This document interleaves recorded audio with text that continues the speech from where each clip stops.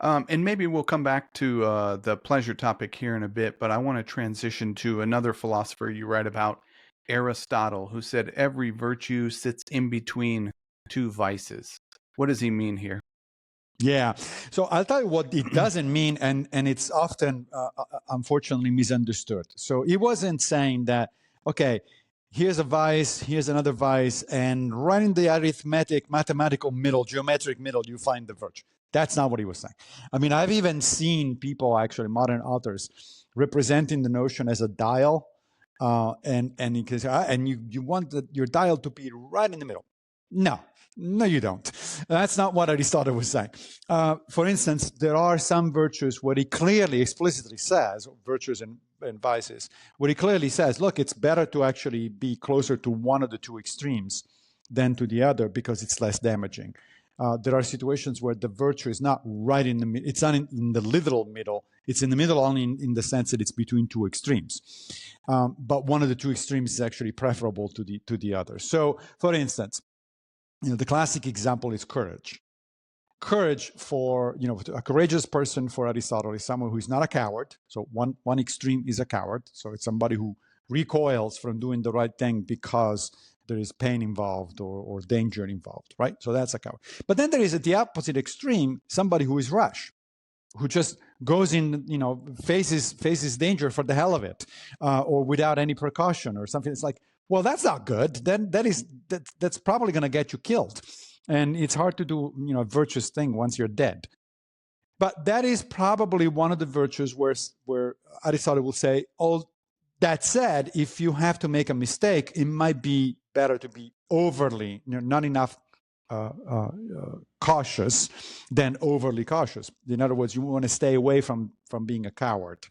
Although the middle somewhere, it's still advisable. So Aristotle, in general, had this notion that the virtues are defined as somewhere in the middle between the two vices. Now, this may sound superficially very different from the Stoics, right? For instance, so again, let's talk about courage. Courage is one of the four cardinal virtues for the Stoics. And the Stoic would say, well, you're either courageous or you're a coward. That's it. Virtue is all or nothing. There's nothing in between. There's no middle. There's nothing like that. But in reality, that applies technically only to the sage, the ideal Stoic. Most of us are not sages. One of my favorite quotes, and I'm paraphrasing here, I don't remember the exact words, but is from the Middle Stoic Panishad. Apparently, he was asked by one of his students, how would the sage behave under this or that kind of circumstances? And his response was, well, the sage, I don't know. But as for the two of us who are not sages, let's talk about that. Let's talk about what we're going to do under these circumstances. So unless you're a sage, it turns out that the Stoic version, view of virtue is really not that different from the Aristotelian one, because you can have degrees of progress. They wouldn't call it degrees of virtues, but they would call it degrees of progress. The Stoics famously refer to themselves as prokoptontes, which in Greek meant simply those who make progress, which implies that there are degrees. If I make progress, it means that there are degrees. I can be, making more or less progress depending on what the situation. So I can be more or less courageous, or technically being more or less close to the ideal of courage, which is represented by the sage, right? Only the sage is truly courageous, but the rest of us can approximate it. And this is one of those famous Stoic paradoxes that Cicero talks about, when they say things like, "Oh, virtue is all or nothing," and that puzzles a lot of people. And so modern Stoic authors have come up with sort of analogies or metaphors to try to explain what's going on there. And one that I proposed a few years ago is the difference between a circle, perfect circle, and a series of ellipses. So circles in geometry are actually ellipses, where there are a special case of ellipse. They're a case where there is no foci, the two foci coincide, essentially. Everything else is an ellipse.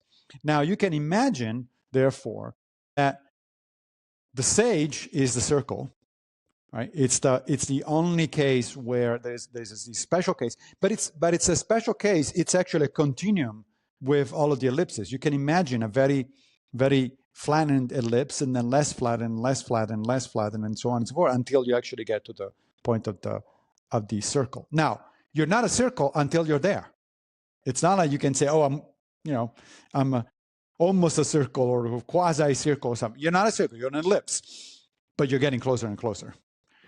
So you're making progress, right? So very similarly, the Stoics were saying, look, the only ones who actually are, technically speaking, virtuous are the sages, but the rest of us can make progress. And since most of us are not sages, we really should focus on making progress. Yeah, that's really helpful, and it does get, I think, in my own experience, sometimes I don't want to say confusing, but it's I would say it's difficult to know exactly what courage is supposed to look like, to stay with the example of courage.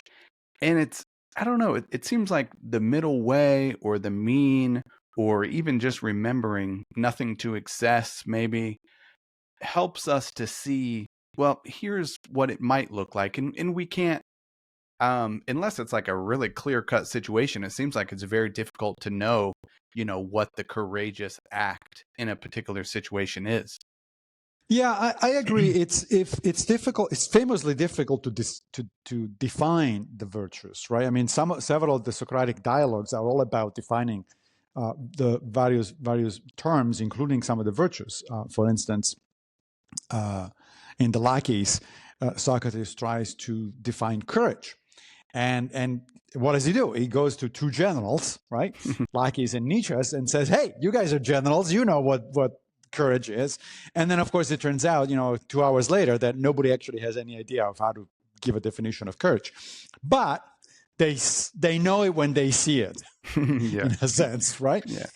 So I think one good way to think about it that I find helpful, and that it is both Socratic and Stoic, is to remember that for the Stoics, the virtues are really all one thing. This is the so-called doctrine of the unity of virtues. Although you can manage to, you can name different virtues: wisdom, courage, justice, temperance, etc. In reality, those are simply aspects of the same thing, right? So the way I imagine it is like a geometrical solid with different faces, and each face represents one of the virtues, but in fact, it's one solid. It's not like they're actually distinct. Now, how is that helpful? Because, for instance, in the case of courage, right, the Stoics have an easy way out of some dilemmas that other people might not be able to handle that clearly. For instance, question: can there be such a thing as a courageous Nazi soldier? Right? Well, some people might want to argue yes, because, yeah, I can imagine a Nazi soldier who is in the face of danger, goes out there, and without regard to personal safety. Okay, fine, but that means he's courageous, but not just because he's a Nazi, right? Yeah. Now, for the Stoics, there's no such a thing. There cannot be such a thing as an unjust courage, because they go together. They're different aspects of the same thing. And therefore, the answer is very clear. There cannot be a courageous Nazi soldier, because by definition, a Nazi it's not just. So if you want to be a just Nazi soldier, you have to take your weapons and turn it against other Nazis. Then you're courageous, because then you're doing the right thing, right? So I do think it's helpful to think of the virtues as really tightly interconnected, and that whenever we talk about a single virtue, all we're doing is to put the spotlight on that virtue for the purposes of a particular example or a particular situation. But in reality, we never ever want to be courageous but not just but not temperate but not wise, and so on and so forth. Yeah. So let me ask, back to the pleasure virtue thing for a moment here. The name of this chapter is Striking the Right Balance, with Aristotle. And it got me thinking in terms of this can we strike a balance between virtue and pleasure? There's a book by Kierkegaard, Either or, where he's Mm-hmm. making the suggestion, no, it's it's either or. And would that be something that the Stoics would agree with Kierkegaard? It's either or. It's the virtue path or the pleasure path. Like, how are you thinking about that as someone living in the modern day here? So I think the Stoics would say yes and no. It depends on what you mean.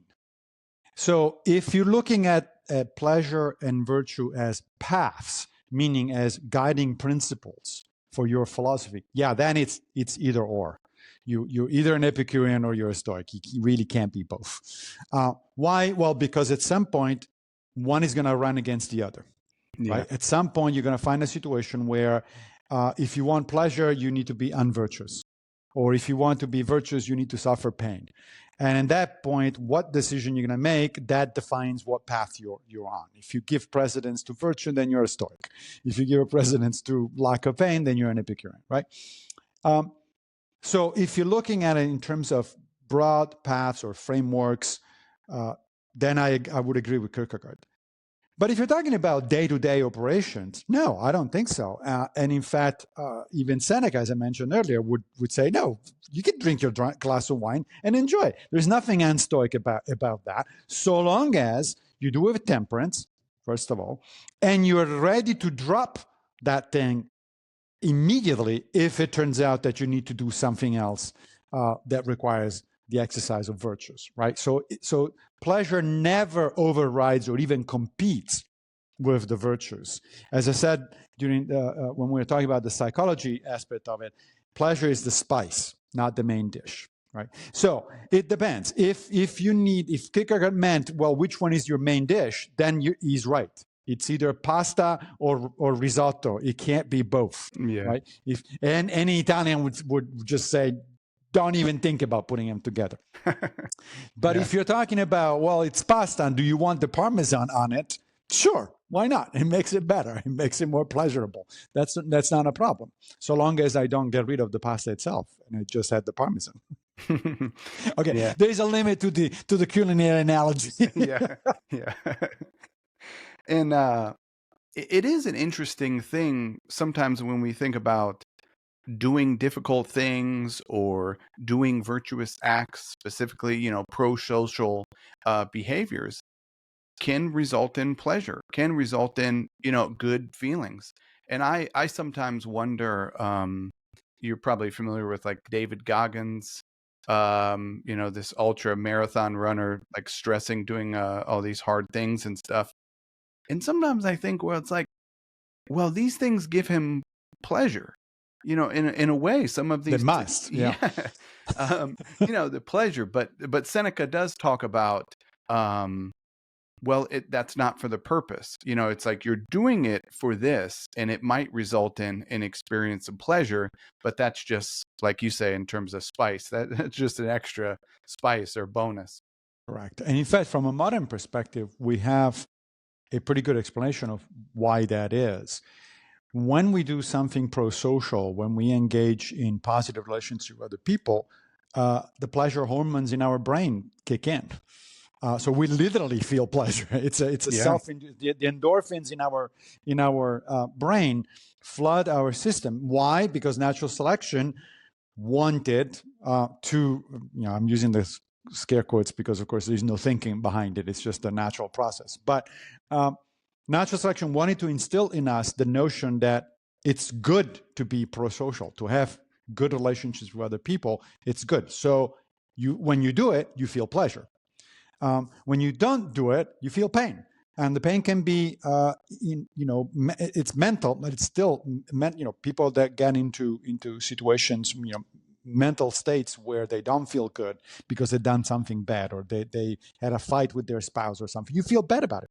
That's pain. That's mental pain, and it's there for a reason, for an evolutionary reason. I would argue. So the virtuous behavior and the pain pleasure principles go hand in hand. But Seneca, I think, is right in pointing out that it's a bonus if you feel the pleasure for a virtuous act, and you probably will, because it's a natural thing to feel pleasure as a result of a virtuous act.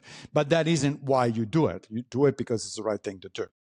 Now, that in that sense, the Stoics were a little bit more reasonable, I think, that somebody, let's say, like Kant, who famously argued that if you feel pleasure while doing a moral act, that undermines the morality of the act. It's like, oh, come on, give me a break. Why can I not feel good about helping somebody else? It's like, no, you need to feel neutral about it. Otherwise, you're undermining the whole thing. It's like, oh, come on. That's not a human thing. We're human beings. Well, of course we feel things. In fact, we have to feel things. I mean, we are, one of the fundamental insights of the Stoics, I think, is that emotions have a very strong cognitive component, right? So that there is no such thing as this separation that Plato, for instance, assumed, and then later on Freud, between reason and emotion. It's not that they are in conflict or they're two different things. They are completely integrated. In modern neurobiological terms, our cognitive system, our decision-making system is located in the frontoparietal lobes of the brain. And our emotional responses come from the amygdala, which is the back of the brain. But anatomically, those two areas are completely interconnected. I mean, there are literally billions of neural connections between them, so you can't separate them. There's no such thing as say, oh, the emotion is over here and the reason is over there, and then they're gonna fight it out. They're not gonna fight it out. They're completely integrated, which is the fundamental Stoic psychological insight that eventually, in the 20th century, gave rise to cognitive behavioral therapy. That is started in the 1960s by people like Aaron Beck and Albert Ellis.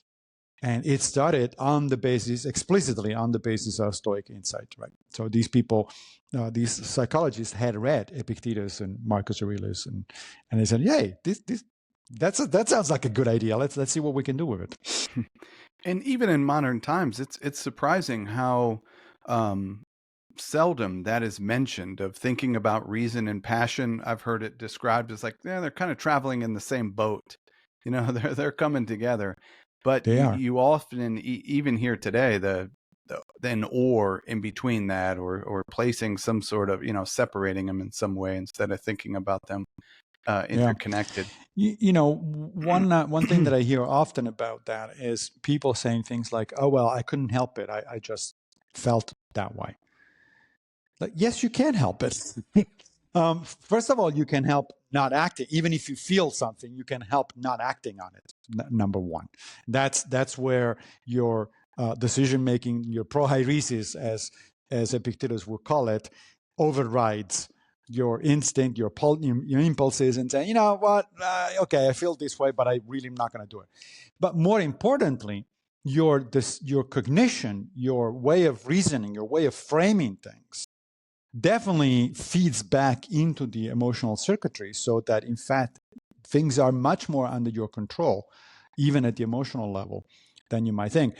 My friend and colleague Larry Baker passed away a few years ago, and he was the author of A New Stoicism, which in my mind is the most interesting academic book on modern Stoicism published so far.